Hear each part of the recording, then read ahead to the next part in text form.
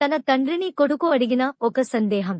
నాన్నా, మీ కాలంలో ఇంత టెక్నాలజీ లేదు, విమానాలు లేవు, ఇంటర్నెట్ లేదు, టీవీలు లేవు, కంప్యూటర్లు లేవు, ఏసీలు లేవు, లగ్జరీ కార్లు లేవు, మొబైల్ ఫోన్లు లేవు.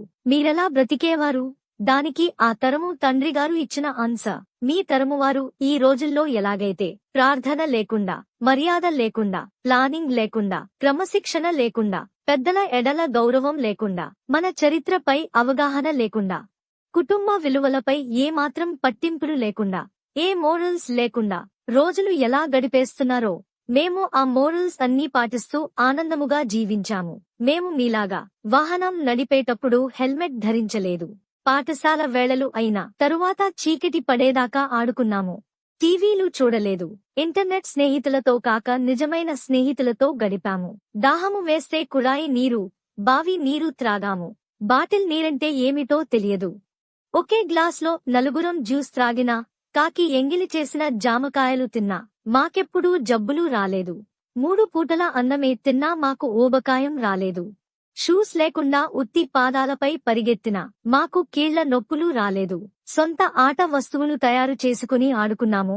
అష్టాచెమ్మ, 7 పెంకులు, కోతి కొమ్మచ్చి, వైకుంఠ పాళి ఆడుకున్నాము. బంధువులతో కలిసి మెలసి ఆనందముగా ఉన్నాము. పిలువకపోయినా స్నేహితుల ఇండ్లకు వెళ్లి వారి తినుబండారాలు ఆరగించాము. మావి బ్లాక్ అండ్ వైట్ ఫోటోలే అయినా వాటి వెనుక ఎన్నో మధుర స్మృతులు. బహుశా మా తల్లిదండ్రులు చెప్పినది ఆచరించిన చివరి తరం మేమే. మా వారసులు శాసించినది పాటించే మొదటి తరము మాదే కావచ్చు. అయినప్పటికీ మీ యాంత్రిక జీవితానికి యథాశక్తి సహాయపడుతున్న వాళ్లము. మేము ఒక లిమిటెడ్ ఎడిషన్ మోడల్స్ లాంటి వాళ్లము. అందుకే మా విన్నపము ఏమంటే, భూమిపైనుండి మేము వెళ్లిపోకముందే మా జీవితాల నుండి ఎంతో కొంత మా నుండి మీరు నేర్చుకోండి. మమ్మల్ని చక్కగా పెంచిన మంచి తల్లిదండ్రులకు వందనాలు. మేము అలా పెంచడం చేతకాని ఈ సమాజంలో ఓడిపోయిన మొదటి తరం తల్లిదండ్రులం అవుతున్నాం.